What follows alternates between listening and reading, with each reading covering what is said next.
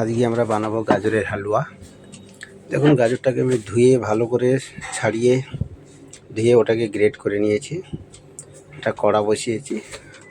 এখানে আমি 6 কিলো গাজর নিয়েছি আর 2 লিটার দুধ ঢালছি। দিয়ে এটাকে ভালো করে এটাকে বয়েল করে নেবো এর সাথেই। দেখুন এটাকে বয়েল করে নেবো ভালো করে একদম।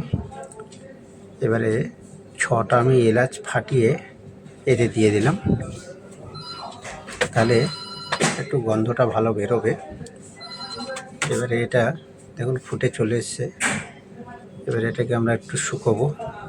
শুকিয়ে যখন আসবে তখনই আমরা চিনি দিয়ে দেবো। এখানে আমি 1.5 কিলো চিনি দিয়েছি আর এখানে আমি 750 খোয়া দিয়েছি, মানে মাওয়া।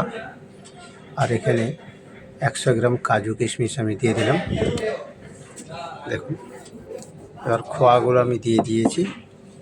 দিয়ে এটাকে ভালো করে একটু বয়েল করে নেবো, ভালো করে মিক্স করে নেবো।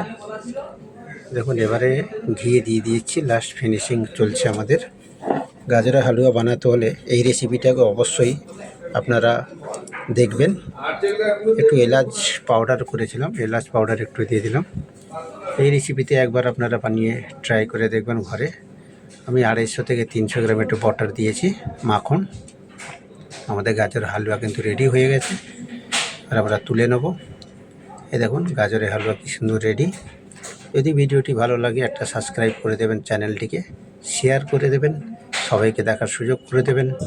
আবার এরকম নতুন নতুন ভিডিও আপনাদের জন্য নিয়ে আসবো। তাহলে আজকে বানালাম আমরা গাজরের হালুয়া। অন্য দিনে আবার একটা নতুন রেসিপি নিয়ে আপনাদের কাছে হাজির হব। ততক্ষণের জন্য নমস্কার।